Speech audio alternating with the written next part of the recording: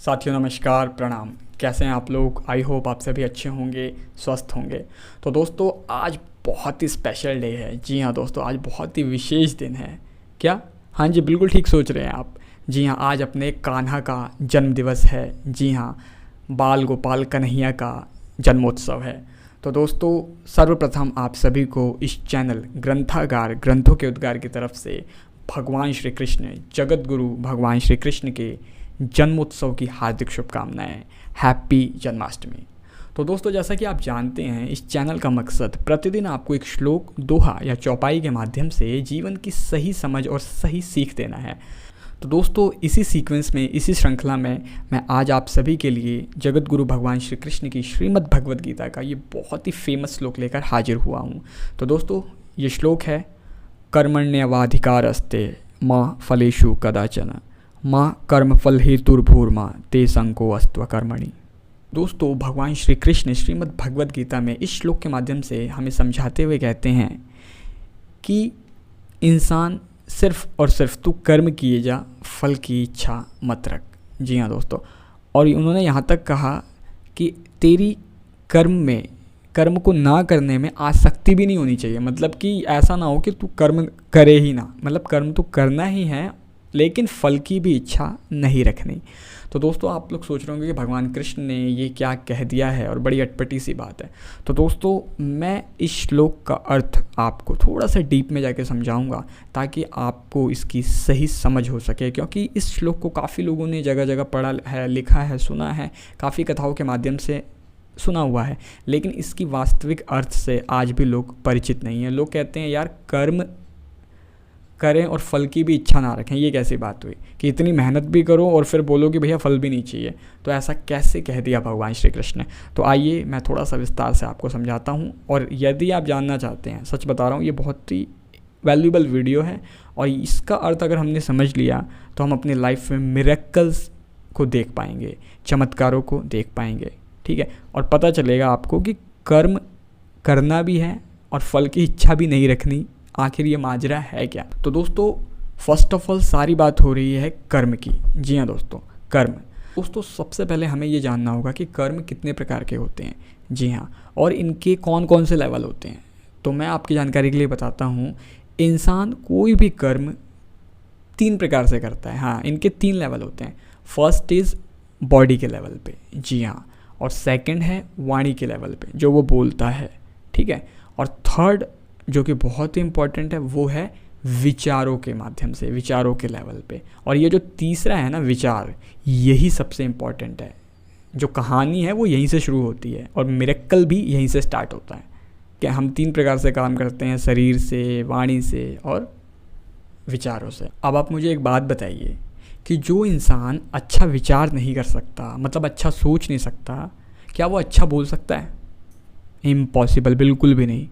और जो अच्छा बोल नहीं सकता तो वो अच्छा करेगा क्या? राइट, वो अच्छा कर भी नहीं सकता।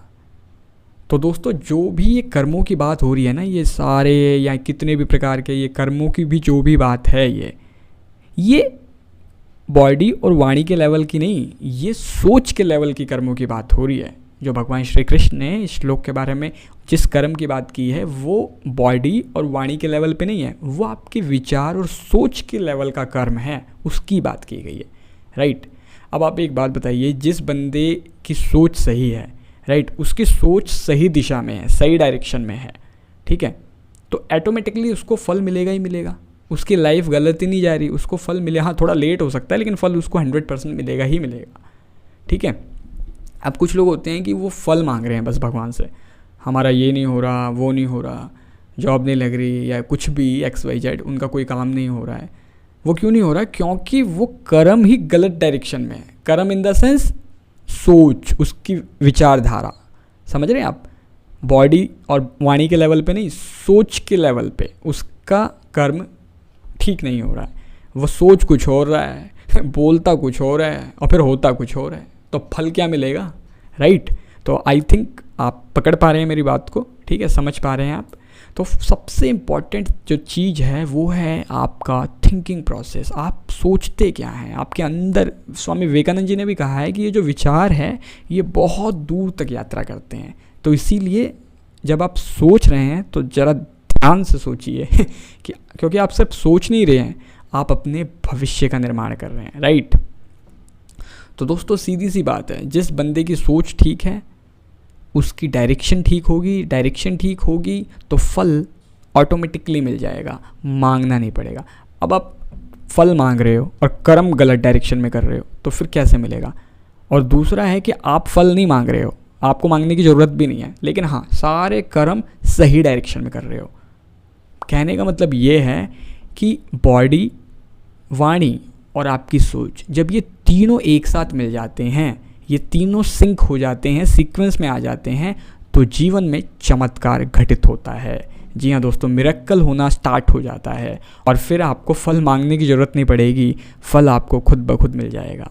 तो दोस्तों इसीलिए भगवान श्री कृष्ण ने श्रीमद् भगवद गीता में इस श्लोक के माध्यम से हमें ये समझाया है कि कर्म कर, कर्म कर मतलब सही सीक्वेंस में कर, अपनी सोच के लेवल को ठीक कर, फल की इच्छा मत रख। क्यों? क्योंकि फल तो ऑटोमेटिकली मिल ही जाएगा। जब कर्म सही डायरेक्शन में होगा तो ऑटोमेटिकली इतना मिलेगा जितना आपने कभी सोचा भी नहीं होगा। आपकी सभी इच्छाएं ईश्वर खुद ही पूरी करता है।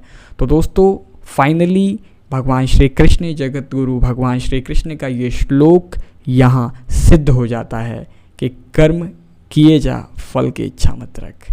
तो दोस्तों आई होप ये वीडियो आपके लिए ज़रूर हेल्पफुल रही होगी और आपके लाइफ के किसी न किसी पार्ट को 100% टच किया होगा, छुआ होगा। तो दोस्तों आई होप आपको भगवान श्री कृष्ण के इस श्लोक का वास्तविक अर्थ समझ आ गया होगा, इसकी real meaning, original meaning, genuine meaning आपको समझ आ गई होगी।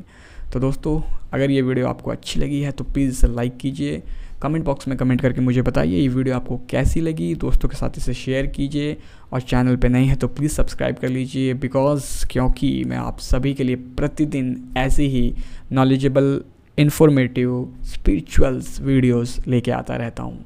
तो दोस्तों तब तक के लिए मुझे दीजिए इजाज़त। मैं मिलूँगा आपको कल रात्रि ठीक 10:45 पे एक नई सीख, नई समझ के साथ। और अंत में एक बार फिर से आप सभी को भगवान श्री कृष्ण, जगत गुरु भगवान श्री कृष्ण के जन्मोत्सव की हार्दिक शुभकामनाएं। नमस्कार।